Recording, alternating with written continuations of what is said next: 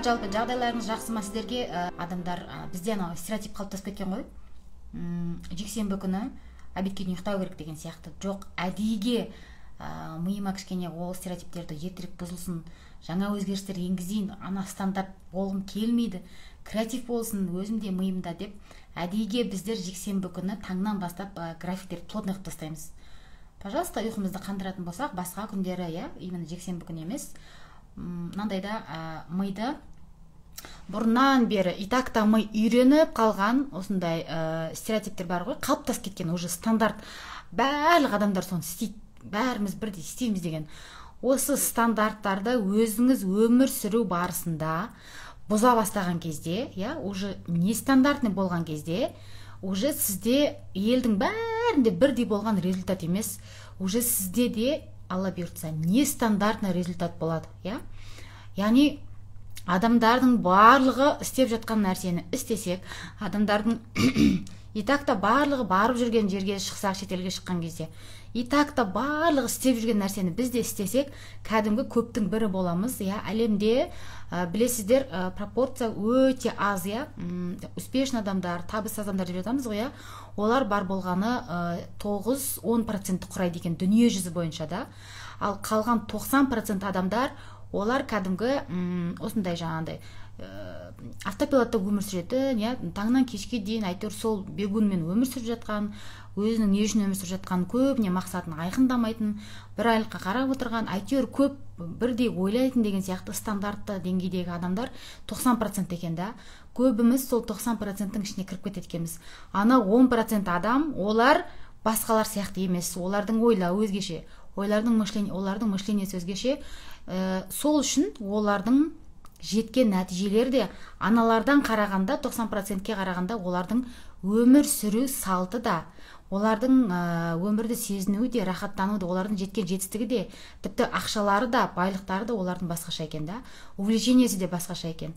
Сондықтан әркім өзін, сіз өзіңізді, мен өзімді, сол 10% адамның ішіне кіргім келеді. Анау аз проценттің ішіне мен қалайда кіруім керек.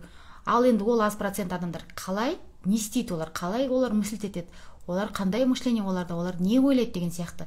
В общем, сол 10%-ның ішіне кіруге сізде менде талпынуымыз керек та. Кәдімгі стандарт барлығы, елдің барлығы итакта істейтін, елдің барлығы итакта жасап жүрген нәрсені жасасақ, итакта елдің барлығы алып жүрген нәтижені аламыз. Яғни ерекше нәтиже, басқалар жетпеген ерекше нәтиже алғыңыз келсе, басқалар істемеген ерекше нәрсе істеп, басқалар ойламаған ерекше мышлениесі де болу керек. Иншалла. Мынаны қараңыздар, жәннаттың да, жәннат пен тозақ деп енді ақыреттен адамдар қорқып жатады ғой. Сонда жәннаттың көп бөлігі кедейлер екен деп жатады да. Байлар аз бөлік екен дейді. И қараңыздар, осы өмірде де байлар, жаңағы успешный адамдар аз процентті құрайды да. Яғни 10%, 9-10% байлар болатын болса, қалған 90% ол орта немесе ортадан төмен өмір сүретін адамдар. Осы өмірде пропорция қандай болса, сол адамдар барады да, тур сол күйінде енді ары қарай түседі ғой. Яғни осы жақта да ол осындай да, ол өмірде де ол жақта да сондай. Сол үшін мышление деген нәрсені енді түсініп жатырмыз ғой. Ойлау жүйесі кез келген нәрсеге, кез келген ситуацияға, өмірге барлығымыздың көзқарасымыз. Мысалы үшін суға деген біздің көзқарасымыз примерно қолымызда тұрған, осы суға деген көзқарасымыз қандай? Бәріміздің ойлайтынымыз суды көп ішу керек, күніне 2 литр су ішу керек, су ішкен кезде жақсы болады, болмаса суды біздің организм бәрібір суды требовать етіп тұрады, жақсы көреді деген сияқты. Бірақ яғни суға деген көзқарасымыз осындай, бұған деген осы мнениеміз, представлениеміз осындай да. Көпшілігіміздің, бір 90-95%-іміздің арамызда бір аз процент адамдар бар, 5-10% адамдар бар да. Сол судың өзін біз ойлағандай емес, суға деген мнениесінің өз көзқарасының өз басқаша. Бұл су, бұл мөлдір, су қалай кірді кетіретін болса, жаңағыдай біздің жасаған истиғфарларымыз да біздің күнәларымызды солай кетіреді. Мынандай мақал бар ғой, таза болсаң судай бол, жуып бәрін кетірген, жақсы болсаң жердей бол, шыдап бәрін көтерген деген. Примерно осындай да, жаңа кез келген нәрсеге, өмірге, ақшаға, өзіңізге, денсаулыққа, қарым-қатынасқа, жұмысқа, тіпті Инстаграмға, кез келген нәрсеге сіздің көзқарасыңыз, яғни біздің көзқарасымыз сәл адамдардың көзқарасынан қарағанда, стандартты көзқарастардан қарағанда басқаша болу керек. Жалпы любой нәрседе, әсіресе тойға барған кезде елдің барлығына примерно өзіңізді бақылап отырыңызшы. Сөз сөйлейді, елдің барлығы сөз сөйлейді да, и сол жерде, мысалы мен бір жерге тойға бара қалсам, қарап отырамын адамдардың почти бір 90% адамдар бірдей тост айтады. Бәріне микрофон беріледі, бәріне уақыт беріледі, бірақ бәрінің айтатыны: ал тойларың құтты болсын, енді жаңағыдай зор денсаулық, ұзақ өмір тілеймін, бақытты болыңдар, осы жердегі тілектерге қосыламын, осы тілектердің барлығы қабыл болсын, әйтеуір отбасыларыңа береке келсін. Осындайда соны бір адам, екі адам, үш адам, тіпті тойға барған кезде өзіңізді сынап көріңізші, өзіңізді просто анализ жасап көріңізші. Сіз мейлі той болсын, туған күн болсын, бір жерге барғанда сөз берсе, ал не дейміз енді деп, кәдімгі көп адамдар қалай сөйлейді, сіз де дәл солай сөйлейтін болсаңыз, уже сіз кәдімгі сол стандартты 90%-ның ішіндесіз. Уже өзіңізді бақылай бастасаңыз болады, анализ жасасаңыз болады. Кейбір адамдар бар, уже ана барлық адамдар бірдей сөйлей беретін болғаннан кейін, уже күтіледі ғой, бұл да сөйтіп сөйлейді ғой дейді, адамдар қарамай тыңдамайды да кейбір кезде. Бірақ жаңағыда уже тойды басталған кезде сәл креативпен, білмеймін, шапалақпен, или өзіңізге қаратып, әйтеуір ана 90% адам басқада, бірақ сіздің сөйлеуіңіз басқа болатын болса, вот уже сіз жаңа 90% адам ішінде емессіз, 90%-ның ішінде емессіз. Примерно ойымды түсіндіңіздер деп ойлаймын, Сондықтан қашан ниетіміз, пейіліміз өзгереді, шынды айтайын сіздерге, барлықтарыңызға, қашан мышлениеміз өзгереді, өмірге деген, көзқарасымыз, адамдарға деген, үйдегі ең жаман көретін адамның өзіне деген жайлап уже мышлениеңізді өзгерте бастасаңыз, неге мен бұны осыншалық жаман көремін, несін жаман көремін, бұның именно несі ұнамай тұр маған, біреуге қатты обида ұстап тұрасың ғой, раздражение болып жының шығып тұрған кезде, целый бір адамның жаман болуы мүмкін емес, целый бір адамға обида жасау, реніш, ол мүмкін емес. Просто сіз сол адамның бір какой-то бір қылықтарына, сол адамның бір қандай да бір характеріне сіз жыныңыз шығып тұр, сол бір ісіне, бір әрекетіне. Лучше сол әрекетін іздесең, қайсы әрекетіне, күйеуімнің қайсы әрекетіне, енемнің қайсы әрекетіне, бастығымның қайсы әрекеті менің жыныма тиіп жатыр деген сияқты іздемейміз да, яғни өзіміз іздеп көрмейміз. Ананы іздей береміз, осылай өмірімізді өткізіп аламыз. Это уже неосознанный өмір. Критиковать ете берген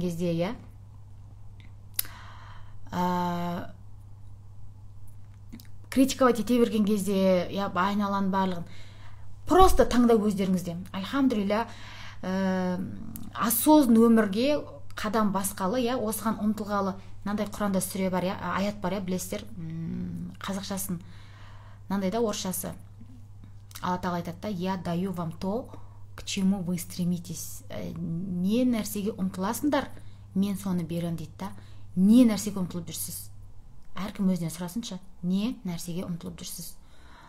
Қалайда, білмеймін, Раббым, қалайда мына өмірде қайтсем де бәрібір сен разы болатын адамға айланам, түбінде мен соған айналуға стремить етемін, ұмтылам мен соған. Қалайда мен айналама, тек қана өзімнің айналама, яғни только нұрын шашатын, жанап кетсе шуағын шашатын, жанап кетсе уын шашатын емес, жанап кетсе жақсылығын шашатын, қалайда айналамдағы бүткіл адамдарға, білмеймін, жүрген жеріме пайдалы болатын адамдардың, Пайғамбар саллаллаху алейхи айтқан ғой, хадисінде, үмметтерімнің ішіндегі, яғни біздерді айтады, ең жақсылары ол адамдарға барынша пайдалы болғандар дейді. Қалайда пайдалы адам болуға тырысамын, қалайда мен мына өмірді осознанно сүремін, мен қалайда Алланың берген нығметтеріне шүкірді жүрегіме түсіремін. Вот не нәрсеге ұмтылып жатсыз, шамаңыз келмей жатса да, бірақ тыраштанып жатсақ, бірақ түбінде Алла соны береді екен да бізге. Алла біледі ғой біздің неге ұмтылып жатқанымызды, біздің не нәрсеге тырмысып жатқанымызды біледі ғой ол. Сол үшін не нәрсеге ұмтылып, қалайда мен анадан озам, мен я докажу или я покажу деген нәрсемен өмір сүрсек, сіз жетесіз цельге, біз жетеміз, бірақ соған ғана доказать етеміз да. Ана адам, бір ғана адам, вау, сен күштісің, наконец-то ты доказала, мен сені мойындадым деп бір-ақ адам доказать етуі мүмкін. Одан не мен рахат алмаймын, не одан білмеймін, Алланың разылығы ол жерде бар ма, жоқ па, айналаға вообще пайда жоқ. Только бір адамға доказать етіп, кейбір көп цельдерді біз соған бола істеп жатамыз. Сол үшін бір сәт тоқтап, өзіңіздің ішіңіздегі ниетіңізді, мен неге ұмтылып жүрмін, бір нәрсеге тыраштанып осы істей алмай көптен бері тыраштанып тырмысып жүрген болсаңыз, түбінде не жатыр, неге тырмысып жатырсыз, к чему вы стремитесь. Қазақша нақты аудармай жатырмын да. әркімнің ішінде осындай бір стремлениясы болады да, бір ұмтылысы, тырмысуы. Кім неге ұмтылып жатыр? Қалайда бәрібір түбінде қалайда бай болам, өл тіріл мен бәрібір бай болам, қалайда мен бастық болам, или қалайда мен доказать етем. Осындай нәрсе болып кетсе, ол бәрібір, я қанша көш жетуіміз мүмкін, ниетіміз сондай болса, бірақ оған жеткен кезде оның ощущениесі қаншалықты ұзақ, одан қаншалықты бізге пайда бар, ол жерде қаншалықты Алланың разылығы бар болмаса, одан шынымен де пайда мынандай ма, мынандай ма, не бар оның соңғы картинасы қандай оның деген сияқты нәрсені ойланбасақ, шын айтам, не үшін ұмтылып жүргенімізді, қайда ұмтылып жүргенімізді бір сәт ойланбасақ, егер мен что-то дұрыс емес, яғни ойланбасақ, онда оның түбі белгісіз болады да. Оған жету де қиын, жеткен кездегі алатын нәрсеміз де, рахаты да білмеймін қаншалықты болатын, бір Алла біледі. Ал егер вдруг қазір осы жерде отырып, что-то менің ниетім дұрыс емес екен, менің просто стремлением қазір байқасам, мен түбінде сонда мынандай ниетпен ғана істеп жатыр екен ғой деп байқап қалдыңыз ба, ниетіңіздің дұрыс емес екенін? Вот любой уақытта ниетті қайтадан жаңалауға, оны ауыстыруға, оны поворот бұруға, оны басқа кәдімгі басқа әдемі, бір жақсы, игі, қайырлы ниетке бұруға болады ғой. Кез келген уақытта бізге ешқандай шектеп қойған жоқ қой. Болды, басында сол ниетпен, сол стремлениемен кеттің, до конца сонымен кетесің деген нәрсе жоқ қой, Кез келген уақытта ниетті алмастыруға болады.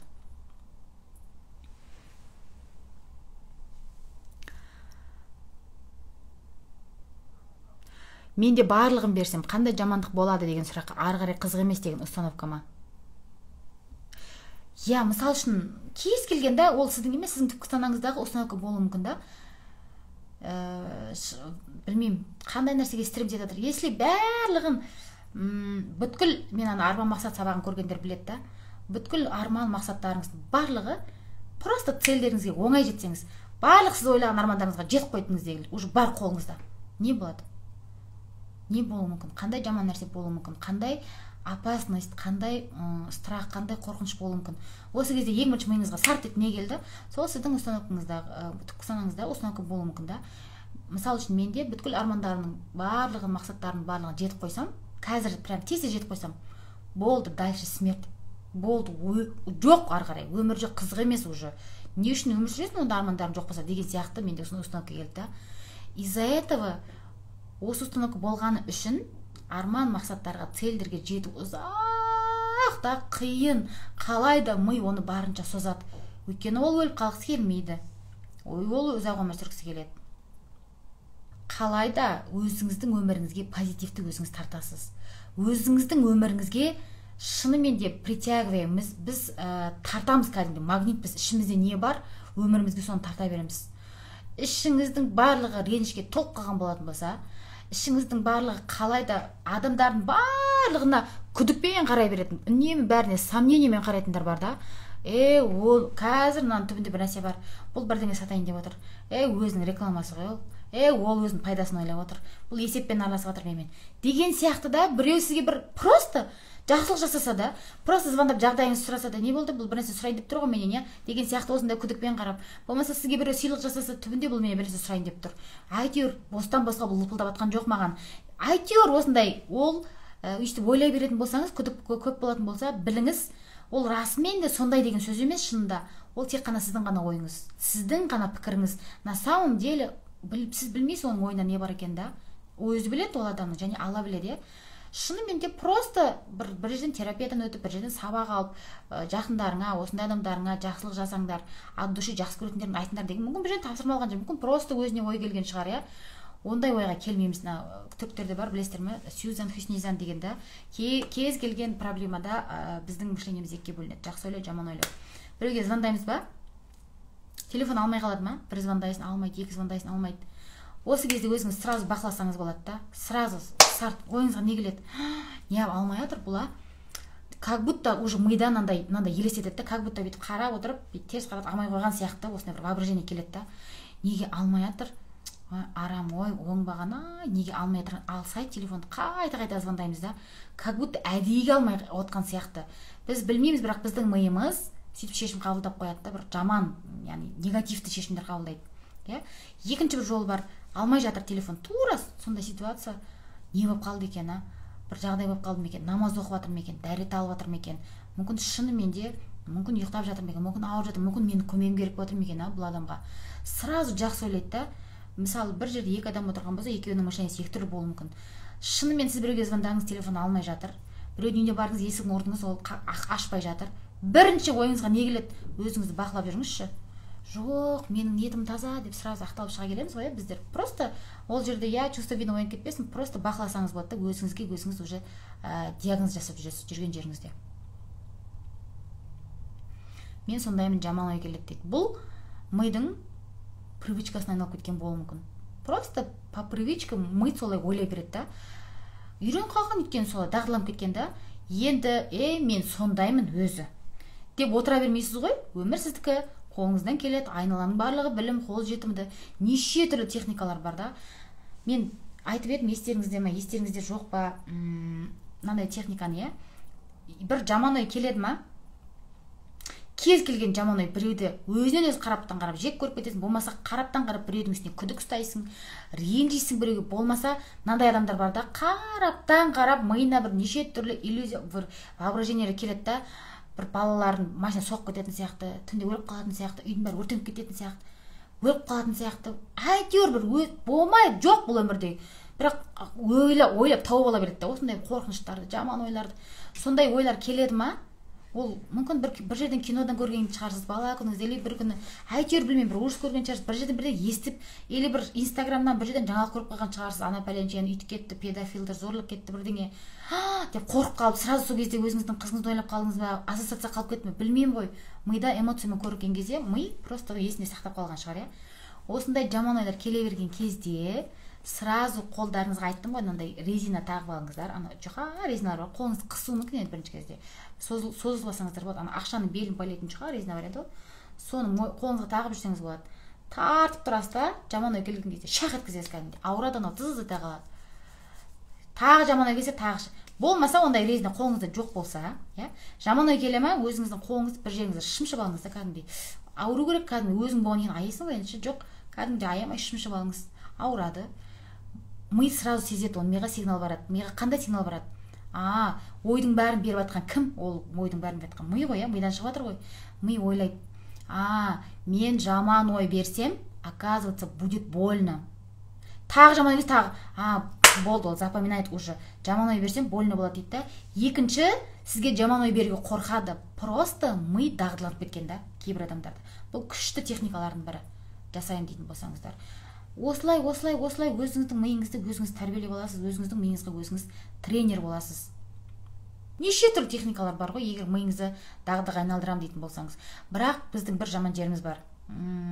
Күшті екен, мынау шынымен, вау дейміз да, болды, осы жерде қалып кетеді да ол. Болды, істемейміз оны ертең. Қазір мен осы айтқан техниканы, мен айтайын ба сіздерге, бір екі адамның үш адам есіне қалатын шығар. Бір 10 күннен кейін сұрайын, сіздерден есінен шығып кетеді. Айтқан кезде қайтадан 10 күннен кейін эфирден естеріңізде ма десем, өткенде айтып едіңіз ғой деп естеріңізге түседі да. Бірақ жасамаймыз. Не үшін жасамаймыз? Білесіздер, ана екі түрлі память бар екен. Өйткені краткосрочный памятьке келеді бірінші ақпараттың барлығы. Бұл краткосрочный память бар болғаны срогы 3 күн, 3 күннен кейін бүткіл ақпарат болып шығып кетеді. Долгосрочный памятьке отырмайды ақпарат. Бұған отыру үшін не сіз 2 рет 3 рет қайталап көруіңіз керек. Ана ақпаратты қорыту керек, ми жазу керек, бір жерге жазып қою керек, или оны біреумен бөлісу керек, аузымен айтып та. Өйткені біз аузымызбен айтып жатқан кезде, бірдеңе түйгендерімізді бөлісіп жатқан кезде мида сформулировка жүреді да. Ерте тұру дағдысын айтып берсеңіз дейді. Ерте тұрудың, сабаққа қатысқандар біледі да, ерте тұру, жаман сөз айту, біреу туралы күдік ойлай беру, тағы қандай көп қой енді. Не нәрседен арылғың келеді дейтін болса, бір қылықтарын, әдеттерін, жаңа привычкалар ендіргім келеді дейтін болса, бәріміз мынандай болғым келеді, жаңа тіл үйренгім келеді, орысша үйренгім келеді, ағылшынша үйренгім келеді, ерте тұрғым келеді, спортты қолға алғым келеді, нанды жемегім келеді, дұрыс тамақтанғым келеді, жаңағыдай ПП-мен жүргім келеді, диетаға отырғым келеді, тағы не бар? Үнемі сабақтардың, сатып алған сабақтардың барлығын түгел қарап олармен істегім келеді, істегім, нан істегім келеді, хочу деген нәрсе көп та, привычкаға айналдырғымыз келетін нәрселер. Бірақ бұл осы хочу деген, істегім келеді деген нәрселер біздің тек қана мына 2%, 5% санамызбен ғана қалып жатқан нәрселеріміз. Мына жақта үлкен 97-98% түпкі санамыз оны қаламау мүмкін. Ол оны жоқ деу мүмкін. Сонда осы таңертең ерте тұрудың да шынымен де установкалер бар да. Оны да егерде мына жақтағы подсознаниемызға егер донести ететін, жеткізетін болсақ, шынымен соны сознанияда екеуі де бірдей қалап, екеуі де шынымен деп соған галочка қойып, соған мына жаққа оның жеңіл жолын, оңай жолын жеткізсек, бұл ми бүткіл ағзаны басқарып тұр. Ми ұйқыға жауап береді. Білесіздер ме, таңертең кәдімгідей ешқандай қиналмай-ақ, вообще сол травмаған үшін өзіңді кінәламай-ақ ерте тұруға болады. И одан кайф алуға болады да кәдімгідей ше. Осы кезде де тағы да біздің айттым ғой, барлық нәрсенің кәдімгі привычкасын енгізуге болады. Оңай, жеңіл түрде. Егер де сіз өзіңіздің миыңызбен жақсылап тұрып жұмыс жасайтын болсаңыз. Бірақ біздің фокусымыз, Аллахтың берген энергиясы, күш қуаты, нығметтерінің барлығы өзімді, осы миымды қалай, не істеймін, қалай бұл миды өзіме бағындырам, не істесем бұл миды деп өзін тануға, миын барынша танып, бұл миды тәрбиелеуге емес, біреуге кетіп жатыр да, біреуге. Анау пәленшелер үйтеді, мынау пәленше сөйтеді, анау әшейін біреуге критиковать айттыңыз ба, просто комментарийдің өзінде жаңағыдай қасың тересің бар, просто кетті ғой, уже фокусың біреуге кетті да. Бір рет фокус кетті, екі рет кетті, үш рет, оны өзіңіз байқамайсыз, неосознанно. Бірақ осы кезде сіздің миыңыз уже фокус направить етіліп кетеді. Бітті, ол миды бір рет бағыттадың, екі рет бағыттадың, үш рет анаяққа барып кел деп жұмсап жатқан сияқты ғой баланшы. Бұл уже ми соған дағдыланып қалады біреудің өмірін зерттеуге. Фокусты тек қана назарды, бүткіл вниманиеңізді өзіңізге қарай бағыттаңызшы. Стрелканың бәрін, сыртқа қарай бағытталып келген стрелканы өзімізге қарай бағыттаңызшы, стрелканың барлығын. Сосын өзімізге бағыттаған күннің өзінде де тек қана позитив ойлауға миларыңызды тәрбиелесеңіздер, сонда өміріңізге магнит сияқты позитивті тарта бересіздер. Алла бұйыртса. Дұрыс емес установкасы жоқ болса, сразу миға дұрыс установканы орната беруге болады ма? Балқи ханым, айтыңызшы, сұрақты түсінген жоқпын. Дұрыс емес установкасы жоқ болса, сразу миға, әрине, яғни жаңа установка орнатуға бола ма деп жатырсыздар ма? Болады. Мен мынандай установканы өзіме жасап алғанмын да. Енді адамдармен жұмыс жасау, клиенттермен жұмыс жасау, бір емес бірнеше бизнес бар, менде бірнеше проекттер бар, альхамдулилля. Олардың барлығына кәдімгідей менің білімім, менің бүйтіп вниманием, менің кәдімгі солардың ішіне кіруім кәдімгідей керек, олардың әрбіріне керек. Бірақ мына жақта отбасы бар, өзім бар, құлшылығым бар, туыстарым бар. Оның барлығына да үлгеру керек. Оның барлығына шынымен де үлгеру үшін адамға өте көп энергия керек. Бүйтіп, бүгін қанша жұмыс істедім деп энергияң бәрін есептеп, анамен сөйлесуің, кездесуің керек, қанша кездесулер бар, эфир бар, съемка бар. Шынымен де отбасы бар, бәрін есептейтін болсаң, энергия жетпейтін еді. Бірақ мен шынымен де энергияны да бөлетін ми болғаннан кейін, менде сондай установкада жұмыс жасаған сайын кайфпен еще өзінің именно миссияларымды, өзінің ұнайтын предназначениемді тауып, маған ұнайтын жұмыстарды жасаған сайын мен энергиям арта береді деген сияқты установканы кәдімгі өзіме енгізіп алғанмын, альхамдулилля. Яғни просто жаңадан өз-өзіңізге установка ендіріп алсаңыз болады. Бірақ нәрсе, мынау подсознанияға донести, жеткізе алсаңыз болды. Соған жеткізудің жолдарын іздеңіз. Қалай жеткізем? Не істеуге болады? Мен сіздерге бетіп крючокты бердім ғой, ілгекті ше. Тек қана балқия балтабаймен қатып қалмаңыздар. Тек қана бір ғана іздеңіз Google'дан. Google'дан іздеңіз, YouTube'дан іздеңіз. Сенесіздер ме? Күніне, әр күні, Құдайдың құтты күні міндетті түрде әйтеуір бір сабақ, не YouTube'дан, не Instagram'да өзінің үнемі қарайтын бір 10 шақты адам бар да. Не олардан, или бір кітаптан әйтеуір бір болсын, әйтеуір білім алмай, мен күнімді өткізбеймін. Уже әдет болып кайфовать етемін уже сон нәрседен, әйтеуір бір жаңа нәрсе білуім керек та мен бүгінше. Сондайда неге анадан, айтпақшы, мынандай сабаққа қатысып едім ғой. Болды, оған деген желаниең ашылды да, түпкі сана деген, подсознание, установка деген нәрсеге бір желаниеңіз ашылды ма? Ары қарай іздесеңізші осы нәрсені, зерттеңіз, қалай табуға болады?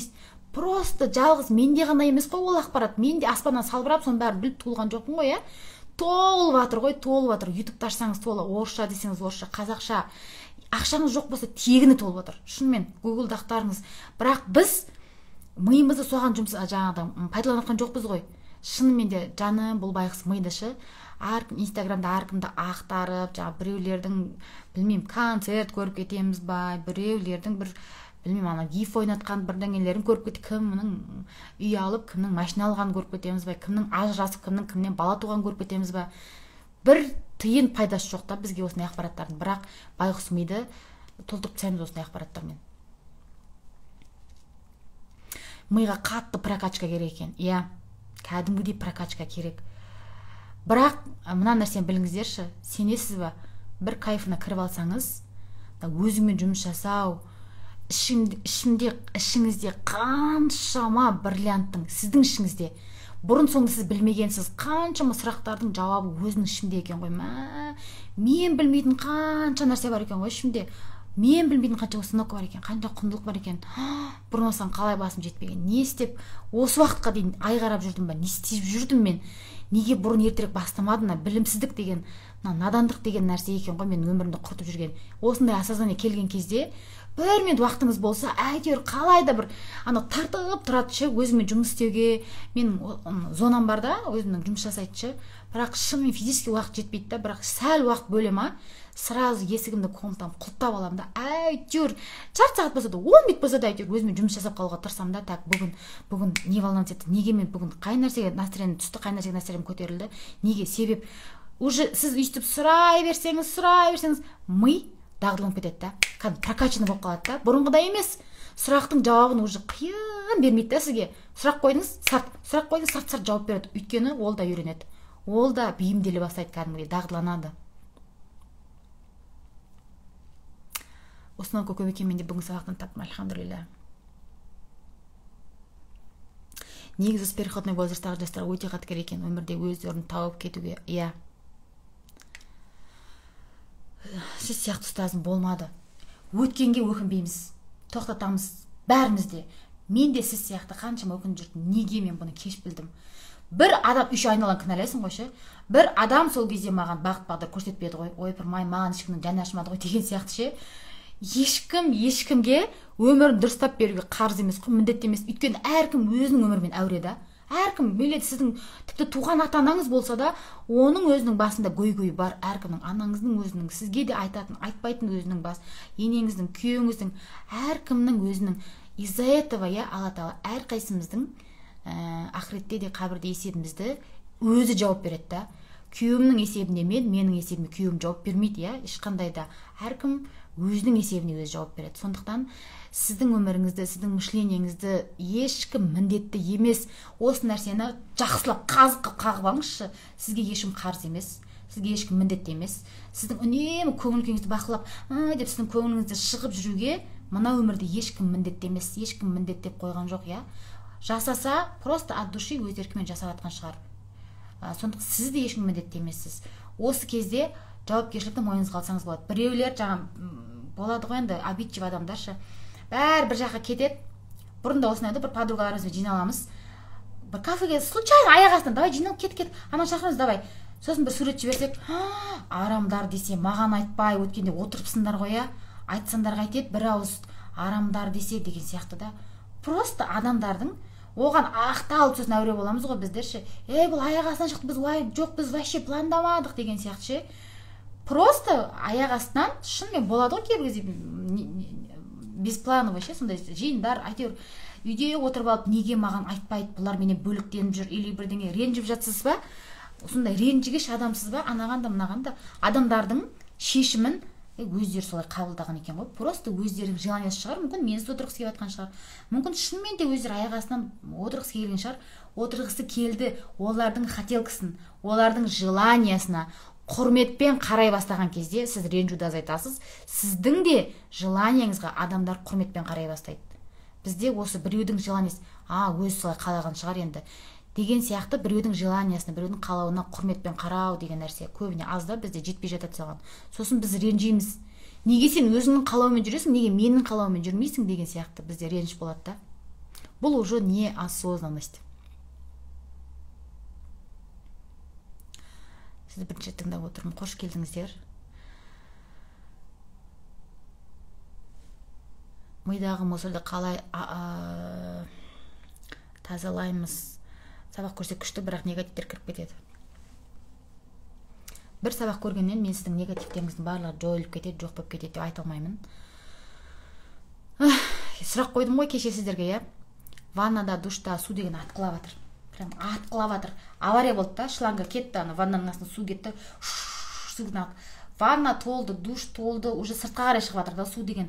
Сізде паника, үйдің бәрі су атылып жатыр, ана не істеймін, су толып жатыр. Осы кезде ана суды шелекпен алып шығара бастайсыз да, ең бірінші әрекетіңіз не болады? Су әлі атқылап жатыр. Су деген жердің бәріне толып жатыр. Бірінші тряпкамен сағып, әйтеуір сол суды итакта алып жатыр, қайтадан орнына су толып жатыр да. Сіз бірінші әрекетіңіз су тұра берсін. Сіз бірінші әрекетіңіз анау атқылап жатқан суға бірдеңе тығу, тряпка тығасың ба, әйтеуір тоқтатасың ба, шуруппен, болтпен борайсың ба. Бірінші осы тығынды тоқтатасың, келе жатқан судың тығын тоқтатасың, иә, ағынын. Одан кейін ол тоқтап уф дегеннен кейін енді мына жерде жатқан суды қалай тазалаймын? Шелекпен алып құясыз ба, тряпкамен сығасыз ба, әйтеуір амалдап бұл судан арыласыз. Мидағы ақпарат та сондай да. Бірінші миыңызға келіп жатқан тығынды ақпараттардың ағынын тоқтатыңыз. Тура жаңағы авария болған су сияқты да бұл. Соны тоқтатыңыз. Тоқтатып болғаннан кейін енді осының ішіндегі мусорлармен айналысамыз. Тоқтату деген нәрсе, айттым ғой, жаңа парақшалардан керек емес, парақшалардан отписка жасау, WhatsApp-тағы чаттардың барлығынан шығып кету, барлығынан болмаса да енді сізге өзіңіз шешесіз. Мынау чаттан маған керек емес. Мына группадан шығам, шықпаймын. Мына группадан вообще маған пайда жоқ, тек қана миымды мусорға толтырып жатырмын. Тағы не бар? Контактілері телефондағы. Тіпті үйіңіздегі артық заттар, киілмейтін киімдер, дәу болғанда кием, семіргенде кием, ертең қонақ келгенде әйтеуір кейін қызыма берем деп сақтап қойған құрсын киімдер, бір вообще шифонерді шкафты толтырып тұрған осындай вообще бір ретте кимеген киімдер, киілсе де сақтап қоятын, жыртылса да соны сақтап қой, бір әжетімізге жарайды деп сақтап қоятын киімдер, үйде жаңа керек емес посудалар, бала шағалардың керек емес ойыншықтары, шынымен дәл қазіргі өміріме рахаттанып қолданбайтын артық заттар үйімізде өте көп. Осы артық заттар біздің үйімізге дұрыс емес энергетиканы толтырып тастайды, біліңіздер. Просто расхламление деген нәрсе бар ғой, орыстарда конмариді білесіздер ғой, иә? Обязательно айна бір рет конмари жасау керек. Ой, оның кайфын білсеңіздер ғой. Анау үйдегі ескі заттан арылған кезде ғана орнына жаңа зат келеді деген установканы миыңызға донести етсеңіз, сосын жеткізсеңіз, сол кезде ана ескі заттардан оңай арылғыңыз келіп тұрады да. Сынып қалса да, бір жыртылып кетсе киімдерден, сынып қалса да посудаларды жібермей үйде ұстап отыратын неше түрлі адамдар бар ғой. Энергетика деген. Яғни, примерно түсіндіңіздер ғой, біздің өмірімізге үнемі обновление керек. Үнемі, айттым ғой, тырнақты да үнемі алып отырамыз ғой, иә? Әйтпесем өсіп кете береді деген сияқты. Бір алып қойып, тап-таза болып жүрмейміз ғой, ол келесі айда тағы өседі. Тура сол сияқты ғой.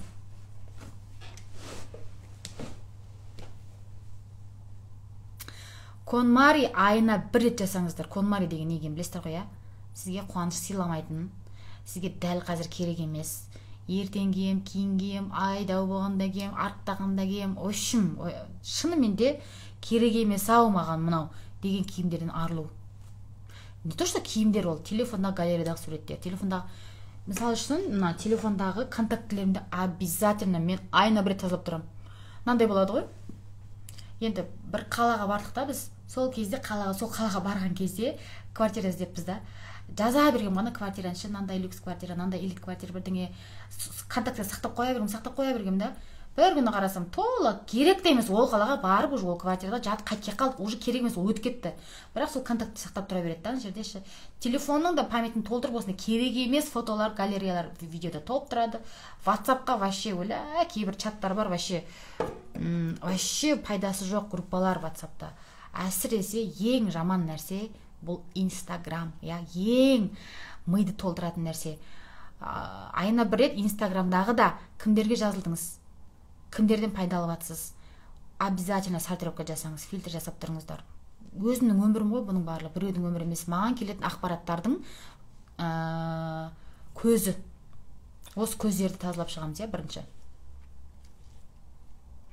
Ата-анаңның есіне тек ақша керек кезде есіңе түссек, қалай ренжімеуге болады? Болды, ренжімеймін, олар өздері сондай, мен Аллаға тапсырып қойған деп айтсам да, өздеріне керек кезде звондағанда жылағым келеді. Вот жертвасыз. Айтсам ренжімеңіз енді, бірақ жертва халіне түскен кезде олар мен тек қана мен керек кезде ғана звондайды, басқа кезде керек емеспін, оларға мен керек емеспін, оларға менің ақшам керек, оларға менің дүнием керек. Пожалуйста, өйстіп ойлай бересіз, айта бересіз. Бұл установка одан да бетер ары қарай миыңызда прикрепить етіле береді, закрепить етіле береді, я беки береді.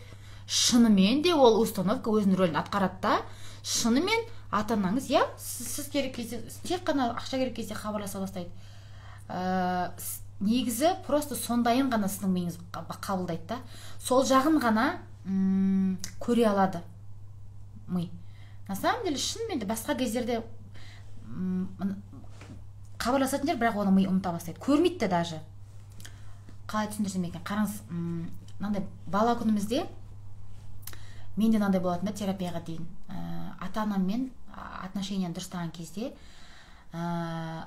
мамаң қай кездерде есінде, давай 7 жасында, 9 жасында, 12 жасында, 14 жасында мамаңның қай нәрсесі есінде деген кезде тек қана мамаң мені ұрғаны, шашымды тартып өретін еді да, көзімді тартып қояды, шашым ұзын, бұйра еще мен шашым ше, тараған кезде жылап отыратын да, шашымды өрген кезде ше, и боль ғой енді маған есімде қалып кеткен ғой, жылатып отырып шашымды өреді, тартып өріп қояды да, оны ше. Оны білмейміз ғой біз, оны мамамызды таптай қылып үшін өріп жатқанынша бала оны боль деп қабылдайды. Мен оны боль деп қабылдаған екенмін. И терапияға барған кезде сондай нәрселер ғана есімде қалған да. Значит, менің миым бала күнінде болды ғой, неше түрлі махаббат болды, жарқын сәттер болды. Мамамның маған әперген көйлектері, сыйлықтары, түнімен мен ауырғанда жанында отырып, қолын ұстап, шекемді ұстап отырғандары бар ғой, махаббат жоқ емес. Бірақ оның бәрі ұмытылып кеткен да. Обида басып кеткен да, неше түрлі есіңе не түседі деген тек сондай жақтар түсе беретін еді да, бұрын терапияға дейін. Кейін терапия алып болғаннан кейін мен таң қалдым, кәдімгідей таң қалдым. Неге мен бұның барлығын ұмыттым? Қаншама махаббат, бүткіл нәрсе, даже өзінің өмірлері шетке ысырып қойып, маған арнаған кездері болған, бірақ соны алғанда миым просто ол жақтарын ұмыттырып тастаған ғой. Шынымен менің ата-анам сондай деп қабылдайсың, сосын олар маған махаббат бермеген.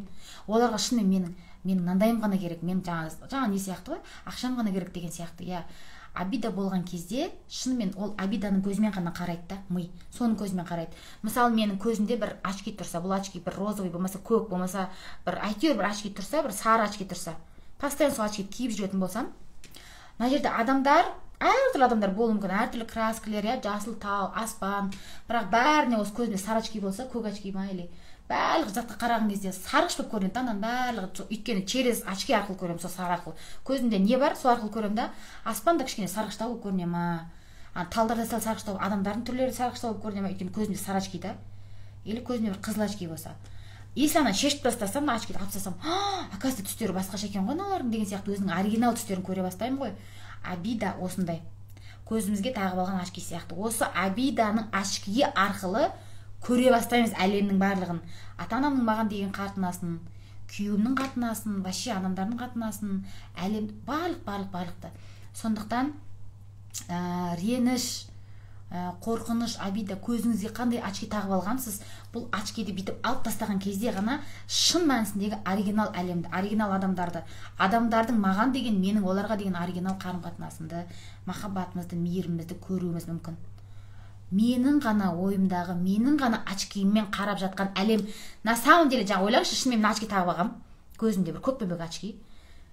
На самом деле мен сол көк очкиді қарап жатырмын да, анау көкшіл сияқты деп ойлап жатырмын, менің ғана ойлап жатырмын, менің ойым. Бірақ на самом деле, шын мәнде бұл өмір ондай емес қой. Ол өмір кәдімгідей жасыл, аспан, оригиналында ондай емес қой.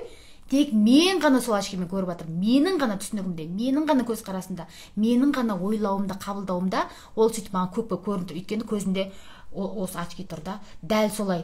На самом деле мен ата-анам жаман деп ойласаңыз, шындығында, оригиналында ол ондай болмауы мүмкін, бірақ сіздің қабылдауыңызда, сіздің миыңыздың қабылдауында ол сондай болуы мүмкін да. Сондықтан да опасность, қауіптілігі обиданың, реніштің, әлемнің краскілерін көрсетпей қояды. Адамдардың маған деген махаббатын көрсетпей қояды. Менің оларға деген махаббатын көрсетпей қояды. И все, болды, оны закрывает. Сөйтесіз, сіз тек қана обидамен қарай бересіз. Автоматически ана ұмыттырып тастайсыз, көрмейсің, просто оны ми жауып тастайды.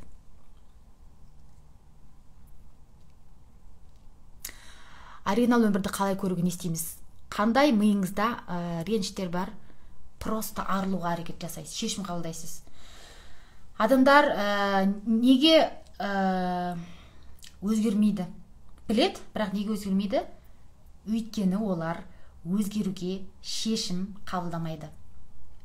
Шынымен де жүре береді, мен осындаймын, мен осындай, ата-анам мені жек көреді, деп ызыңдап өйстіп жыланып, өмірге қапа болып, өзіме қапа болып, тағдырыма қапа болып, ренжіп, Аллаға қапа болып, әйтеуір өйстіп үйреніп қалғамда, болды, өйстіп қапа болып жүре беремін да.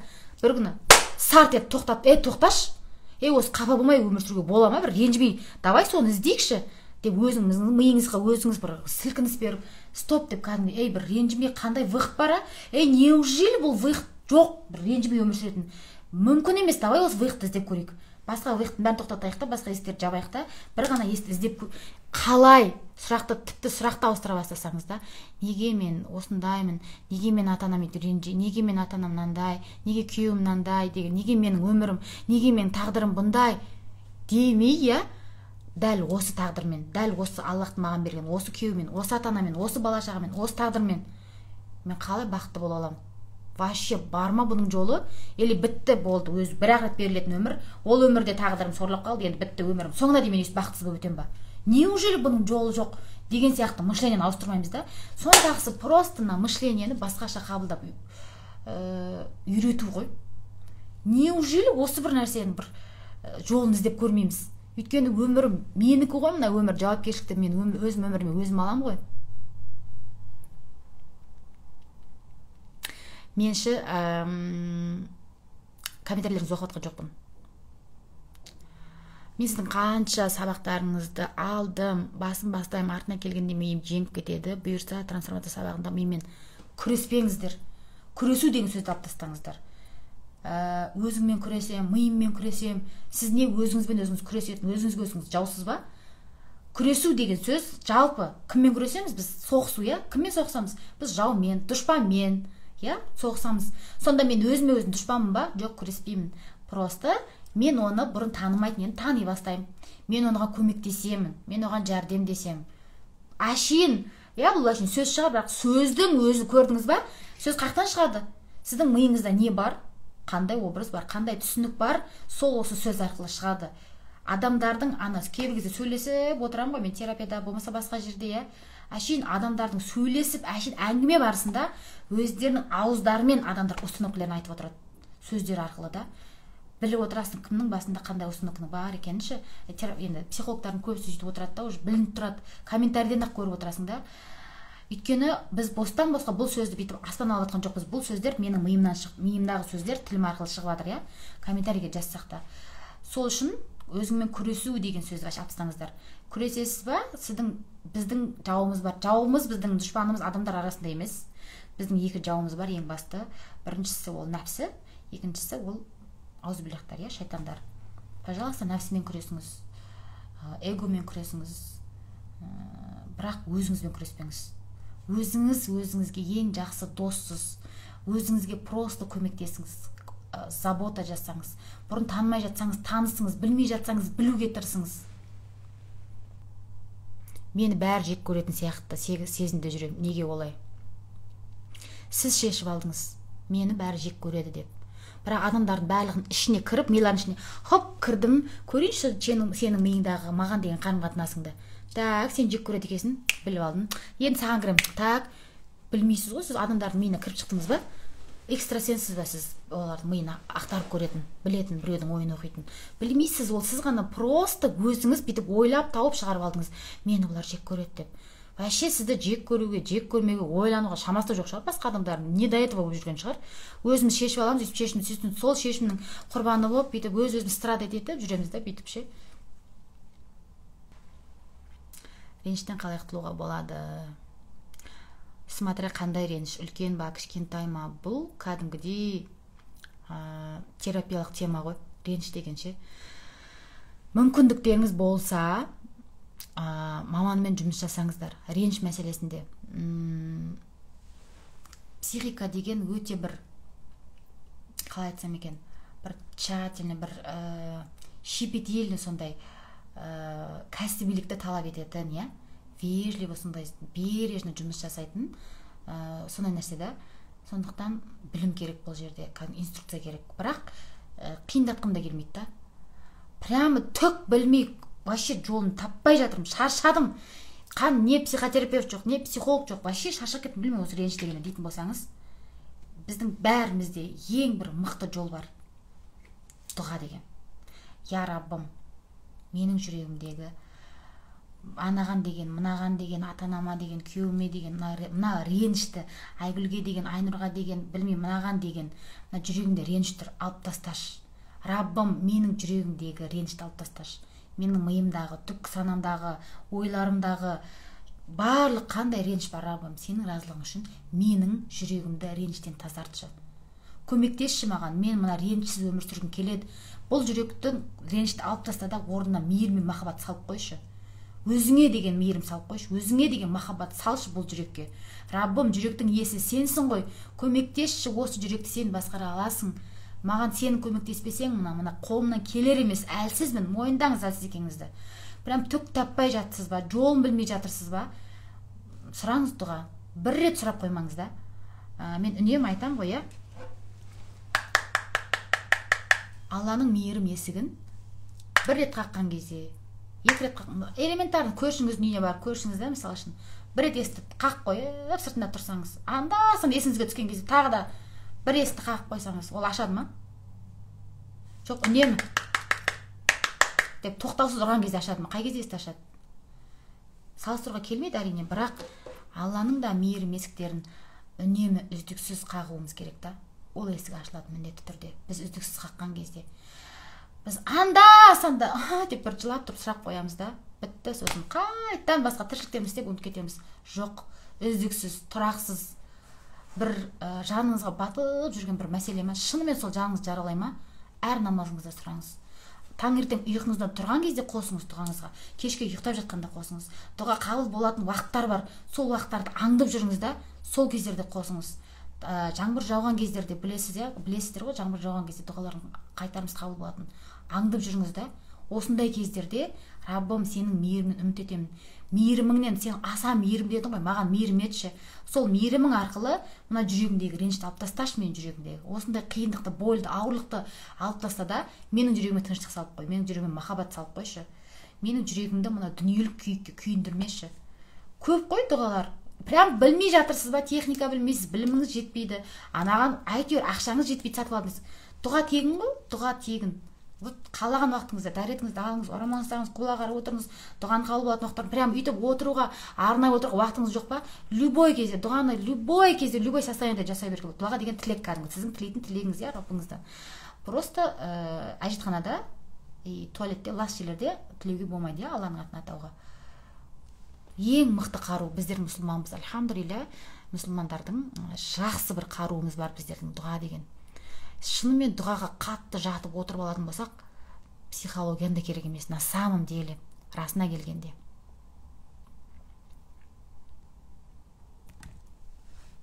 Сіз ақшаға құмар болып кеттіңіз, ислам шеңбері деп дейді. Қарамасаңызшы, ақшаға құмартып кеткен, сізді ақшаға, сізді де құмартып атсам, сіз біреу туралы айтқан кезде өзіңіз туралы айтқаныңызды біліңіз. Жаңа айттым ғой, сіздің сіз осындайсыз деп біреу туралы айтқаныңыз, ол 100% рас деген сөз емес. Ол тек қана сіздің ғана ойыңызда. Оригиналында ол ондай емес, болмауы мүмкін. Тыңдамаңыз, сізге неге қинайсыздар өздеріңізді? Сізге ұнамайтын адам, мынандай жаман адам деп ойлап жүріп, бірақ жаман адам болса да неге тыңдайсыз, неге отырасыздар оның эфирінде, неге парақшасынан жазыласыздар? Өзіңе ұнамайтын нәрсені жасағаннан самооценкаң түсе бастайды ғой. Зачем? Неге өзіңіз қинайсыз? Жоқ, қалайда тыңдайсыңдар, тыңдаңдар деп біреу сіздің миыңызға мылтық тақап жатыр ма? Шығып кетіңіз. Өміріңізді қинамай. Миым өзіме бағынар емес, сабақтарды 8 рет көріп ташып жатырмын. Сіздің беріп жатқан сабағыңыз керемет. Миым өзіме бағынар емес. Не істеп жатыр миыңыз бағынбағанда? Не болып жатыр? Нақты, детально өзіңізді бақылап көріңізші. Не болып жатыр? Тапсырмаларды орындау барысында қиналып жатырсыз ба? Или бір қарсылық бар ма, сопротивление бар ма, ұйқыңыз келіп кетеді ма, настроениеңіз түседі ма, или ойыңыз басқа жаққа бұзылып кете бере ма, или қиын, тяжел ол нәрсе, өте қиын, желанием жоқ тапсырманы жасауға дейсіз ба? Не нәрсе? Миым бағынбай жатыр деп. Вообще айтасыздар да, бірақ детально нақты айтып көріңізші, не болып жатыр? Шынымен де нақтылықты жақсы көреді мида. Нақты себебін іздеген кезде ол табылады негізі. менің бай болғым келеді, бай болғым келеді. Қандай ол сіздің түсінігіңізде бай болу деген? Қанша ақша ол? Көп ақша болған қалаймын, көп ақша. Ми көп дегенді білмейді. Кейбіреу үшін көп ақша 100 000 теңге, кейбіреу үшін көп ақша 10 миллион теңге, кейбіреу үшін көп ақша 100 миллион теңге. Қандай ол? Яғни цифрамен сөйлеуді және детально сөйлеуді үйрену керек бізге.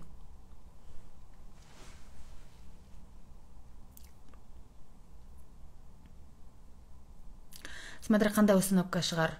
Неосознанно жасайды екенбіз. Еще смотря кім құйған бізге установка программаны. Ол программаны маған кім құйды деген нәрсемен басыңызды ауыртпаңыз. Өйткені расымен деп олар білген жоқ қой, біздің ата-анамыз құйды деп оларды тапқан күннің өзінде. Олар бір қастандықпен әдейіге бір план жасап, мен осы баламның миына мынандай установка құямын деп жасаған жоқ қой олар. Олар өзінде барын берді. Өйткені олар да білмейтін еді. Оларды да олардың ата-анасы сөйтіп тәрбиелеген болуы мүмкін, иә? Олар просто сол өзі көрген опытты жасаған шығар. Қалайда олардың бір ғана задачасы болған шығар. Қалайда менің балам аш қалмау керек, менің балам үстінде киімі болу керек, мен баламды қалайда оқытуым керек. Басқа нәрсесін ойлауға да шамасы келмеген де шығар. Олардың шынымен білімі жетпеген шығар, иә? Өйткені, менің осы ата-анам істеген екен деп кінәлаған кезде ішіңізде ата-анаңызға обида одан сайын артып кетуі мүмкін да. Тағы да айтамын, психологияда кінәлау деген нәрсені жауып тастаймыз. Ол есікті жабыңыз. Өзіңізді де, басқаны да кінәламаңыз. Басқа бұл есікті жабамыз да, енді боларсы болып қойды. Бұны енді қалай арыламын бұл обидадан? Бұның шешімі қайда деген выход іздейміз. Болды. Тапсырма жөнінде айтыңызшы, мысал келтіріп. Қайсы тапсырманы айтасыз? Конкретно тапсырма айтыңызшы, қайсысын түсінбей жатырсыз? Мен бәрін түсінген сияқты, желание болады, істеуге келгендей, сәлден кейін сәл ұйықтап алсай, сәл телефон қарай тұрсай деп тұрады. И мен сол ловушкаға түсе берем. Түспеймін болды деймін. Бірақ егер барлық тапсырманы прям уақытында сарт деп жасап тастасаңыз, не болады? Қандай жамандық болуы мүмкін? Қандай қорқыныш болуы мүмкін? Қандай жаман нәрсе болуы мүмкін? Мен тапсырмаларды жасап атқан жоқпын. Зато нандай пайда алып жатырмын. Пайдаларын жазыңыз. Яғни скрытая выгода бар да. Осын табу керек. Мен тапсырмаларды жасай алмай жатырмын. Жасап та жатқан жоқпын. Зато мен демалып жатырмын. Зато мен ұйқым келгенде ұйықтап жатырмын. Зато өз қалауымды орындап жатырмын. Зато білмеймін, өзіме свобода беріп жатырмын, еркіндік беріп жатырмын. Қандай выгодасын тапсаңыз, бұның өзі установка да. Ойбай деп миым қарсыласып жатыр емес. Просто тағы да айтамын, былай іздеп көріңіз, басқа вариантты көріңіз, заменяющийді көріңіз, скрытый выгодасын іздеп көріңіз, жолдарын іздесеңізші, оның себебін іздеп көріңіз да. Өйткені тек бұл сабақта ғана емес, құрметті ханымдар, бұл өзіңмен жұмыс жасау өмір бақи жалғасады. Егер әрине сіз соған ниеттенетін болсаңыз, өте күшті нәрсе да бұл ше. Егер жеңіл жолын, оңай жолын миға көрсетсеңіз, бір дұрысын біліп, инструкциясын біліп, оны миыңызға жақсылап сіңіріп, кайфына кіріп алсаңыз, өмір бақи жалғасады. Өйткені біз өмір бақи тіршілік, бізде өмір сүреміз ғой. Бүгін барлық обидамның барлығын арылып, барлық тасыманы жасап, бүттім, тазаландым ба, миым тазаланды. Ол қайтып енді оның орнына толмау үшін, мен өмір сүрмей отыруым керек, ешкім араласпауым керек, тек қана үйде отыруым керек та, бүйтіп робот болып деген сияқты. Жоқ, тіршілік жалғасады, адамдармен общение жалғасады, эмоциялар, ертең таңда басқа эмоциялар, реніш болады, біреуге жын шығады, ашуланасың, қайтадан, яғни өзіңмен жұмыс жасау өмір бақи жалғасады. Бірақ мен оның дұрыс, жеңіл, оңай инструкциясын, ережесін біліп алатын болсам, онда оны жеңіл жасауға болады да. Өмір бақи сен өміріңнің соңына дейін тіс жуып өтесің десе, айбай демейміз ғой біз. Жарайды, өйткені мен тірмін ғой, аузым сасиды ғой, жумасам аузым сасып кете береді ғой, ұйықтаймын, қаттан жумасам тіс сасып кете береді, жуамын дейміз, оны нормально қабылдаймыз.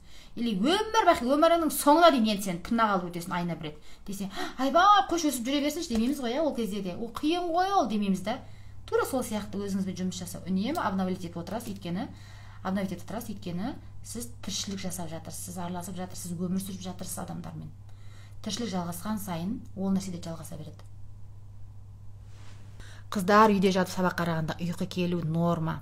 Атмосфера сондай. Сол үшін байқайсыздар ма, блогер, сабақ беретіндер Starbucks кафелерде оқиды, или ондайға возможность болмаса. Өте келсем осы нәрсемен. Мен де үйде жұмыс жасағанда басқаша қатты сенемін, локация деген нәрсеге өте қатты сенемін. Үйде жұмыс жасау басқа, офисте жұмыс жасау басқа. Вообще локацияны ауыстырып тұрған кезде, жалпы место положение деген нәрсені ауыстырған кезде, тіпті үйдің өзінде бір күн ана жерде отырсаң, яғни ауыстырып тұрған кезде ми жаңаша қабылдай бастайды да. Бір миға қызық керек, миға жаңа интерес керек та, миға всегда жаңа идеялар керек та. Мен жаңағы коучингта, жеке сабақтарда айтатын нәрсем бар локацияға байланысты, бірақ көпшілік былай эфирде шығып айта алмайтын, айтқым келетін, бірақ көпшілікке вообще айта алмайтын нәрселер өте көп. Айтқым келеді көп адамдарға да. Неге айтпаймын? Өйткені адамдар әртүрлі қабылдап қалуы мүмкін. Ауыр қабылдауы мүмкін, кейбіреулердің оған состояниесі көтермеуі мүмкін, жағдайлар көтермеуі мүмкін, Сол үшін көбіне офлайн кездесулерде, 3D живой кездесулерде айтатын нәрселер бар да, кәдімгі адамдардың просто состояниесіне қарап. Балалар алып қаралайды, балалар сабаққа кеткен орындаймын ше. Таба алмай отырмын, ақылым жетпей жатыр. Қыздар, давай былай жасайық. Кім тапсырманы орындай алмай жатыр, ұзақ отырдыңыз, ойландыңыз, ұзақ уақыт миды қинамаңыз, нагрузка болады. Болмай жатыр ма? Отвлекайтесь. Қойыңыз, сол жерде тастаңыз барлығын, жазыңыз. Біраз жазғаннан кейін уже болмай жатыр ма? Тастаңыз. Отвлекать етіңіз өзіңізді, білмеймін, бар. Бетіңіз жуып келесіз ба, су ішесіз ба, музыка тыңдап келесіз ба, или там 2 ракат намаз оқып келесіз ба, білмеймін. Біреумен телефон сөйлесіп келесіз. Әйтеуір бір оңай жеңіл, миға нагрузка түсірмейтін бір жақсы бір нәрсені орындап келіңіз. Сосын қайтып келіп жасасаңыз болады. Яғни мен сіздерге айттым ғой, миға үнемі әртүрлі подход беріңіз. Тек қана бір подходты ғана бермеңіз. Ми бір подходтан жалығады. Миға әртүрлі подход керек, миға интерес керек. Всегда жаңа нәрселер керек, миға. Енемен бірге тұрғым келмейді, анамды қабылдамауыма. Ойбай, оны кім айтты? Мынаны істемесең ол мынандай, мынаны істемесең ол мынандай деген сияқты. Білмеймін. Анамды қабылдамау деген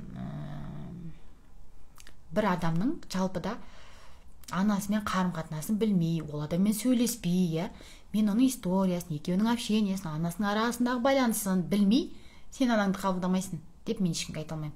Хақым да жоқ өйтіп айтуға. Таңда орындаңыз сабақ таң намазынан кейін. Машалла. Установканы табу үшін қандай сұрақтар қою керек? Сабаққа қатысқандар білесіздер, мына сабаққа қатыспаған ау деймін. Шынымен өте қиын сабақ, қолға алғанда миға ештеңе келмейді. Сабақ өте қиын. Өзіммен жұмыс жасау қиын. Неге бұл сабақ қиын? Өйткені бұл сабақта өзіңе үңілесің. Шындық өзіңмен бетпе-бет келесің, сұрақтарды өзіңе қоясың, басқаға емес. Сол нәрседен ми қорқуы мүмкін. Болмаса өзгерістерден қорқыныш болуы мүмкін. Ми жаңа өзгерістерден қорқуы мүмкін.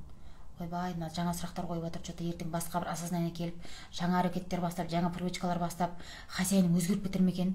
Сосын жатырқап қалар ма екенбіз бір-бірімізге деп ми қорқуы мүмкін. Қорыққаннан кейін ми оны лишь бы бүйтіп тіреп тұрады да, лишь бы тақап бүйтіп, лишь бы сабақты орындамас үшін, сол тапсырманы орындамас, сол сұрақтарды қоймас үшін барын салуы мүмкін да ми. Шаршатады, ұйықтатады, өйткені ми ағзаны басқарып тұр. Ми қандай приказ береді ағзаға? Короче, ұйқы, давай в студию. Давай, мына жерге ауру пайда қылып бер бізге, тісін ауырт, асқазан ауырт, білмеймін, әйтеуір лишь бы отвлекать ет. Давай, короче, осындай да. Ми ағзаны басқарып тұр. Сондықтан бұл жерде егер қиын болып, шынымен қиын болып жатса, себебін іздеп көру керек та. Неге маған қиын болып жатыр? Қандай сопротивление бар, қандай қарсылық бар? Бұл қарсылық неден болып жатыр? Если шынымен бәрін жаңа айттым ғой, вторичная выгодасын іздеңіздер. Бір скрытая выгода болуы мүмкін. Ой, оны тауып алып тағы да айтам. Әрине, бірден барлығын істеп кету арасында мен сіздерге айттым ғой келесі сабақта, если не получается, это нормально. Ол үшін өзіңізді жазғырмаңыз. Бірден осы жасқа дейін 30 бәленбай, 40 бәленбай жасқа дейін келіп, ешқандай ондай жұмыс істеп көрмеген ми келетті бір күнде шақ жасай салсаң, істей салсаң болды, сенікі дұрыс деп келіп көне салмауы да мүмкін да ол мидың. Ол миға барлығы жаңа болғаннан кейін ол кішкене бейімделуі мүмкін. Бірден емес, жайлап келуі мүмкін, ол да икемге.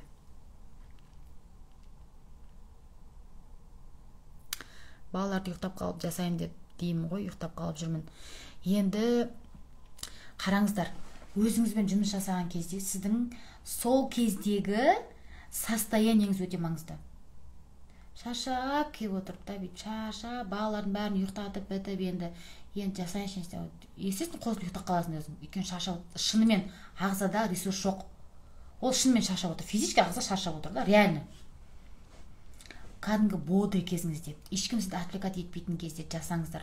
Оған уақыт жоқ, айналайын, ау 4-5 балам бар, енем бар, анау дейтін болсаңыз, осы уақыт жоқ қой оған деген сөз, менің бақытты өмір сүруге уақытым жоқ қой дегенмен бір дейді. Перевод осындай да, примерно. Жүре беріңіз солай, өзіңізге өзіңіз сол жақсы болса. Енді тағы да айтамын, подход іздеңіз. А может таңда 1 сағат ерте тұрып істеймін. А может басқа бір әдемі состояние қоямын. Мен сіздерге айттым ғой, әрбір қиын тапсырма жасағаннан кейін соңынан бір сыйлық беріңіз, миға эмоция беріңіз. Білмеймін, ол қандай эмоция. Вау деп қуаныңыз. Мен мысалы, мен де проработка жасаймын, мен де қиналамын, менде де болады сопротивление. Неше түрлі ойбай, миы қорқатын, глубокий бір қорқыныштар шығады, реніштер шығады неше түрлі. Сол кезде ми ары қашады, бері қашады, әйтеуір де неше түрлі, ұйқың келіп кетеді, ауырып қаласың деген сияқты да. Осы кезде сразу так, не болып жатыр? Уже ана проблеманы сырып қоямын, істеу керек, қорқынышты ренішті сырып қоямын да. Болды, значит, одан да басқа важный проблема шықты. Сопротивление деген. Мен осымен жұмыс жасай бастаймын. Так, миыммен неден қорқып жатыр? Уже кәдімгі ми. Ана бала бірдеңеден қорқып тұрған кезде, неме қорқып жүрсің, дәп-дәу бала болдыңыз, ұялмайсың, бар деп ұрсып тастаймыз ғой, Одан баланың қорқынышы кетіп қалмайды да. Неден қорыққанын түсіндіре де алмай қалуы мүмкін да. Бірақ баланың жаңа өзінің деңгейіне түсіп кішкене, не болды, неден қорқып жатсың? Қайсы нәрседен қорқытып жатыр? Не ол? Қорқыныш беріп жатқан десең, ана бала айта бастайды. Жыласа да айта бастайды да. Сол сияқты миға, миым, жаным сол, не болды? Неғып қиналып жатсың? Неден қорқып жатсың? Деген сияқты да. Примерно миға осындай бір обращение жетпей жатқан болуы мүмкін да. Балқия, мен шынымен де бүгінгі сабақтарын көріп отырып, жаман нәрсе істесем не болады дегенде жаман жолға түсіп кетеді. Көре бер, бұл установка. Установка. Просто мидың установкасы. Сіздерге түсіндірдім ғой сол сабақта. Қыздар, білем, сіздерде сабақты 100% түсінбеулеріңіз мүмкін. Бұның барлығы өйткені жаңа сабақтар, жаңа тапсырмалар, бұрын соң жасамаған нәрселер.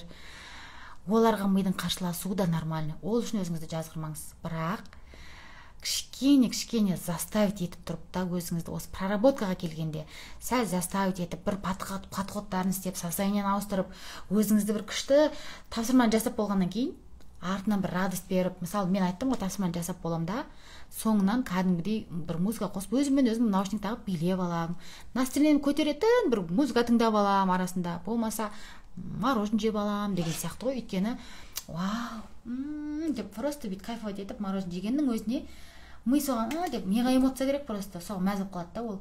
И мынандай ассоциация болады. Тапсырма орындасам, соңында маған күшті мороженое береді екен ғой.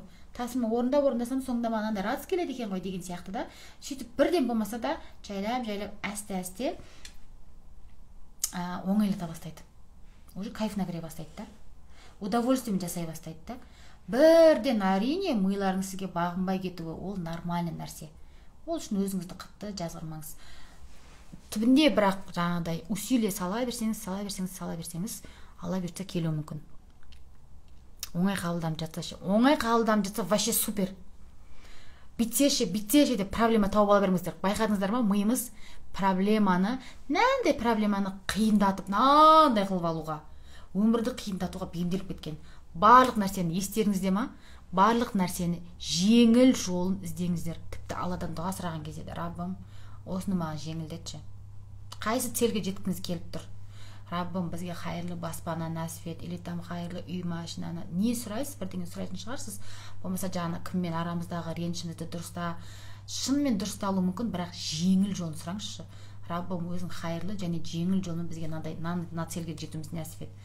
Аллахым, өзіммен жұмыс жасауымды маған жеңілдетіп қойшы.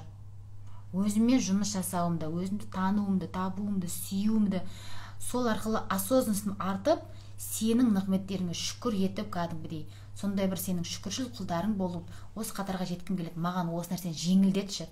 Бұл маған қазір қиын болып тұр. Бірақ сен жеңілдетсең, ол түк те болмай қалады, Раббым. Жеңілдетші. Сұраңыз, жеңілдігін Алладан сұраңыз. Сосын өзіңіздің миыңызға задача қойыңыз. Бұл нәрсені қалай жеңіл жол іздесем болады? Сұрақ қойып, айттым ғой, попугай сияқты сұрақ қоя беріңіздер деп. өзіме күнде подарка жасаймын.